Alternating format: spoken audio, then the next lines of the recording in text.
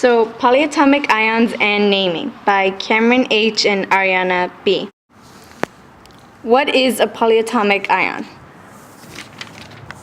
It is an electrically charged atom that has either gained or lost an electron.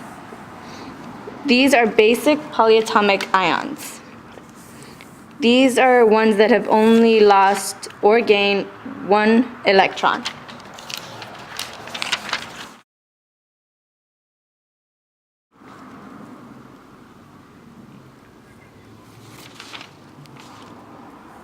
Now we're moving down to polyatomic ions that have gained or lost 2 electrons.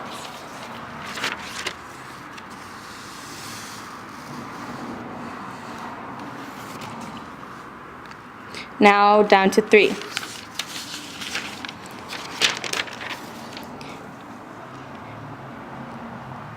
How to convert an ionic compound into a formula.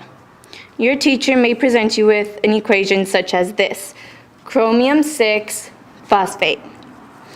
The first thing you will do is try to balance the equation. You can see that chromium has positive 6 electrons, phosphate negative 3.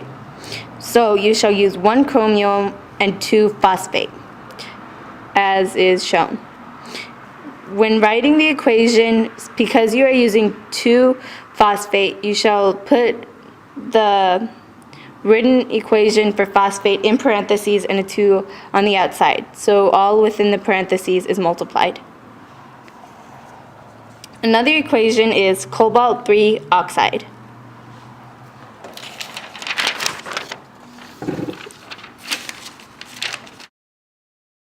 Cobalt has a positive 3 electrons and oxygen negative 6. So you shall use 2 cobalt and 1 oxygen. Another problem is chromium 3 hydroxide. Chromium positive 3 electrons, hydroxide negative 1. So you shall use 1 chromium and 3 hydroxide. Again, putting the hydroxide equation within parentheses and placing the 3 on the outside. Next, how to convert a formula into an ionic compound. You can be given an equation such as gallium arsenic. First, you shall note the amounts. Gallium has positive 3 electrons, at arsenic negative 5. So you shall write out gallium 3 arsenide.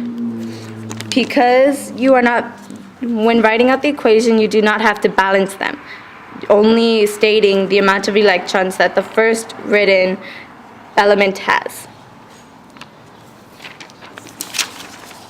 Another example is titanium bromide. Titanium has positive 3 electrons, bromide negative 7.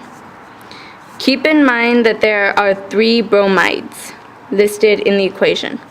So you shall write titanium 3 bromide. Another equation could be manganese 2 and sulfite 3. Manganese is positive 3, sulfite negative 2. So you will write out manganese 3 sulfite.